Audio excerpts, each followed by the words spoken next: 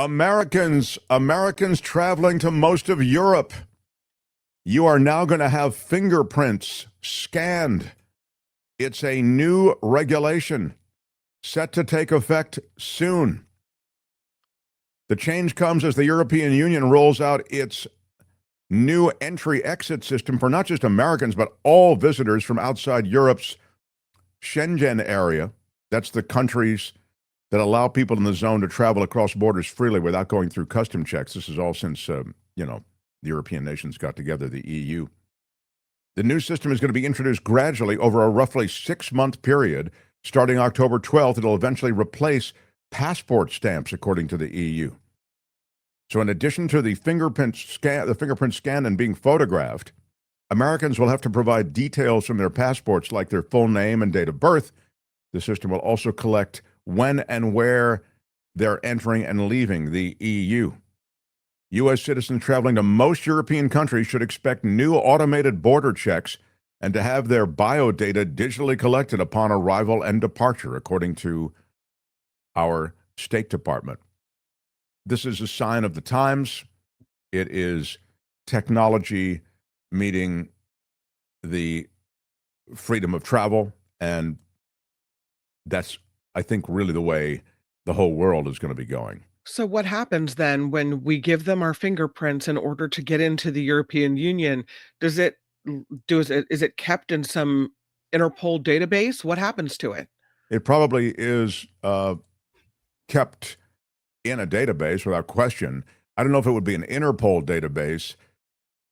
Interpol is a law enforcement arm of the international community that has sort of a loose relationship and reciprocal relationship with a lot of different countries, but it wouldn't surprise me if it ended up in Interpol database of some kind, or if at least Interpol could ask for a fingerprint match.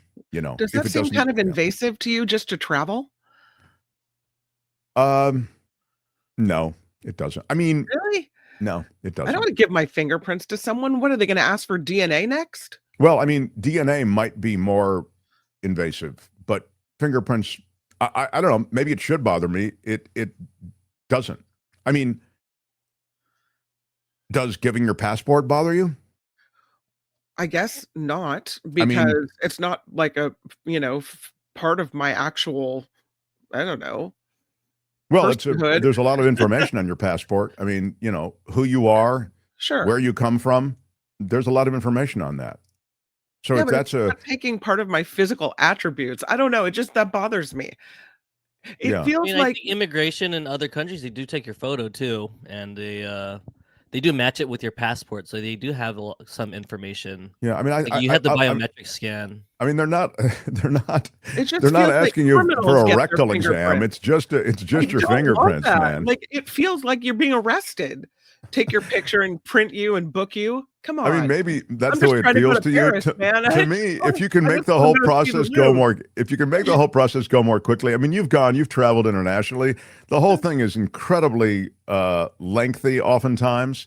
And particularly, Albert, you go to Asia, this, going to Vietnam, going to many of these Asian countries.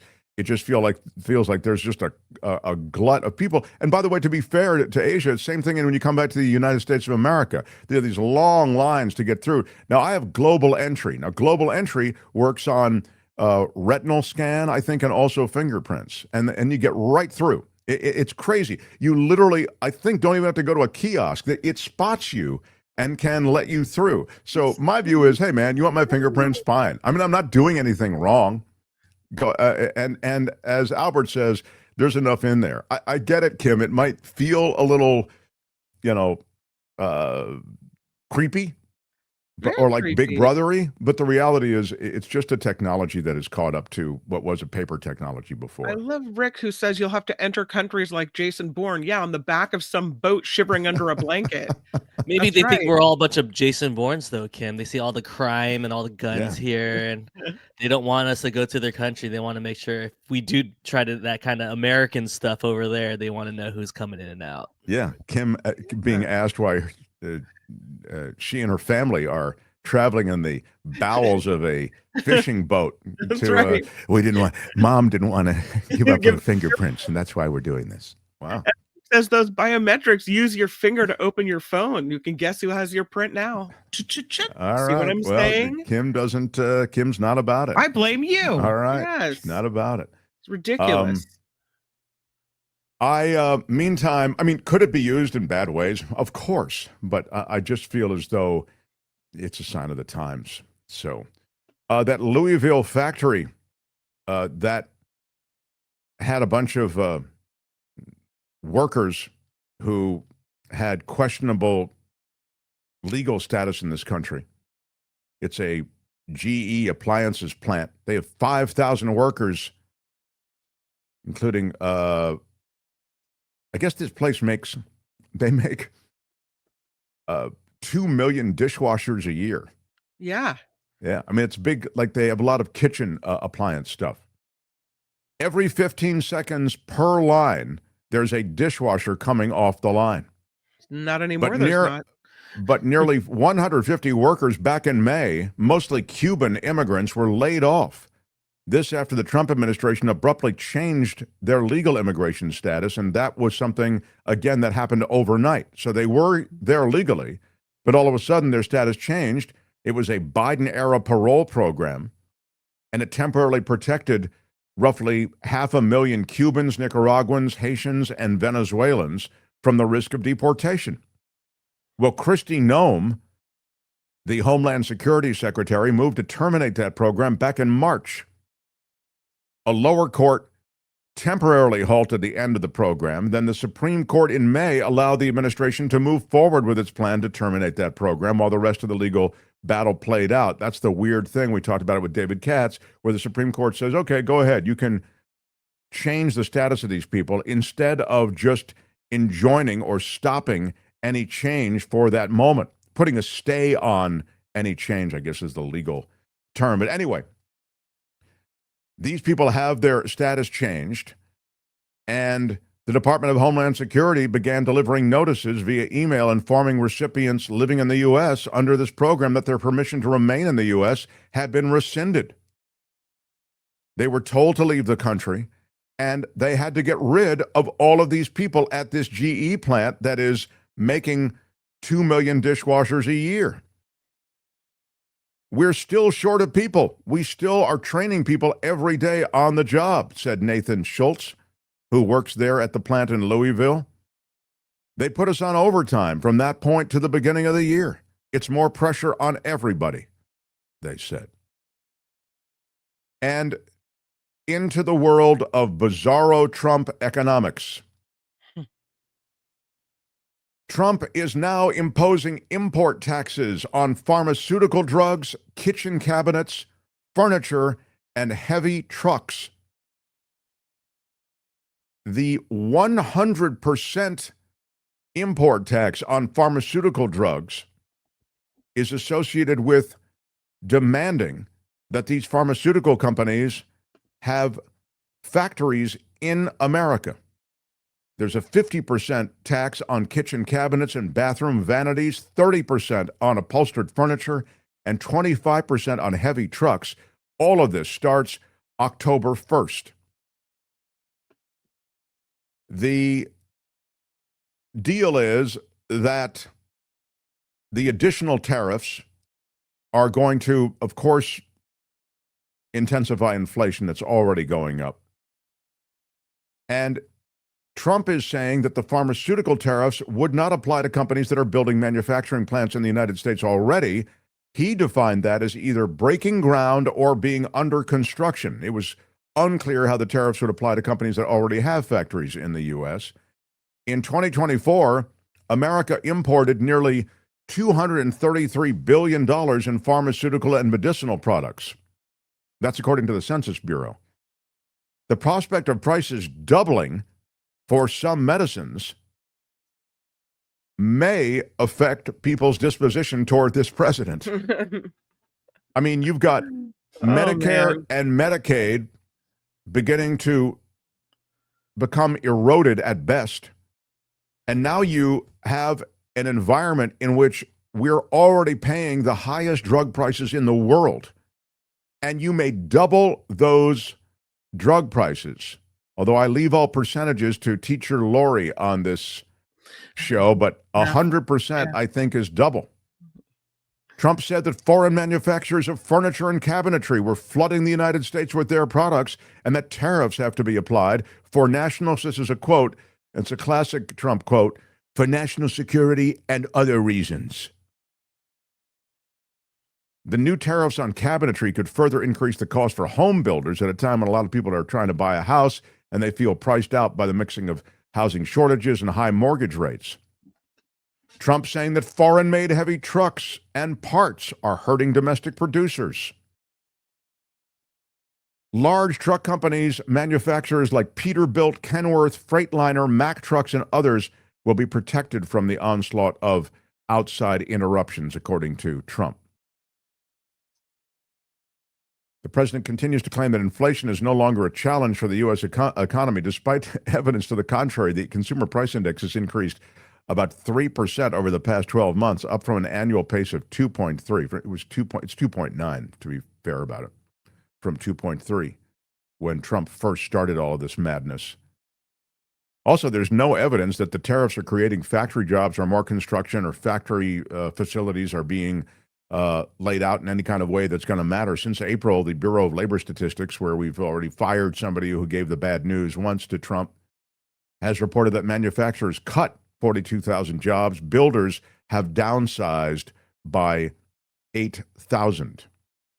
And the royal family from Abu Dhabi will take stake in TikTok. What? Yeah. MGX is shared by Sheikh Tanoon. Why does that feel like some underhanded backroom secret illegal deal? Because it is an underhanded backroom secret deal. That's why. Yeah. You guessed it, Kim. Saudi Arabia pays cash. You can play for the big money. The Abu Dhabi royal family is going to take a 15% stake in TikTok's U.S. business. Donald Trump signed an executive order brokering this deal, valuing the social media company at $14 billion. MGX is this fund chaired by Sheikh Tanoon bin Zayed Al Nahyan. That's great. And will take a 15% stake and gain a board seat when TikTok US is now spun out. As you know, Larry Ellison's Oracle, the private equity group Silver Lake, and Abu Dhabi's MGX then would control about 45% of TikTok US.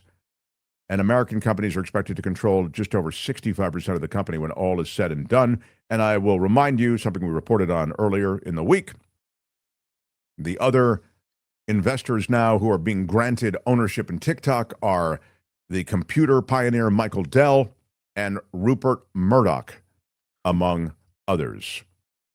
So it has TikTok been something that has been a very, should I say, desirable brand to be part of.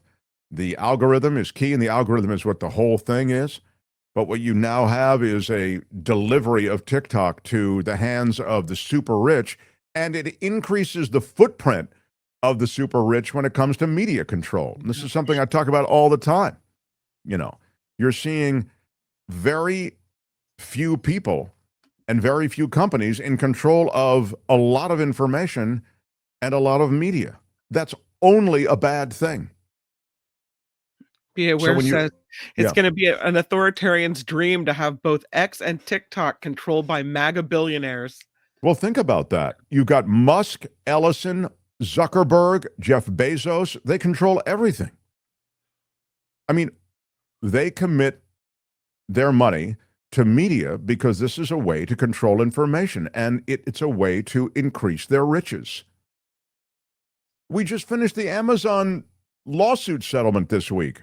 They have to pay $2.5 billion to settle a legit claim that they were foisting on many who were Amazon members the Prime membership. And if you wanted to get out of Prime, it was almost impossible. It was 13 clicks, and wasn't it in multiple screens you had to go through? Yeah. It was so bad that they sued. Yeah. And they won against Amazon. They've got some pretty good lawyers. So what you now have is continued control of the world of media from a handful of people. It is not good. I mean, what's happening at the LA Times, owned by their billionaire, and the Washington Post, owned by their billionaire, and all these media chains, Sinclair, Nexstar. This is the rise of right-wing dominance through those that have all the money. So media consolidation is that thing which I've been sounding the alarm on since the 90s when all of this happened. They released the number of stations that you could own. It used to be 7 owned stations. Like, so the Foxes, the ABCs of the world, they could only own 7 stations, and they let that go, and they allowed the ownership of both a newspaper and a television and radio station in the same market. That used to be prohibited. Then they released even the number of stations. They increased the number of stations, if you want to think of it that way, the number of stations that these companies could own.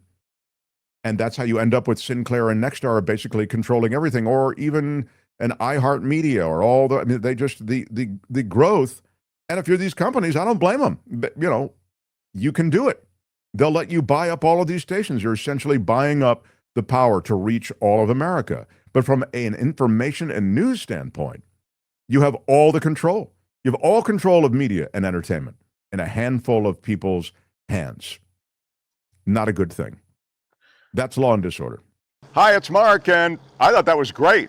Hit the notification bell. You'll know whenever there's a new video being dropped, and please subscribe to our channel to help us save the universe.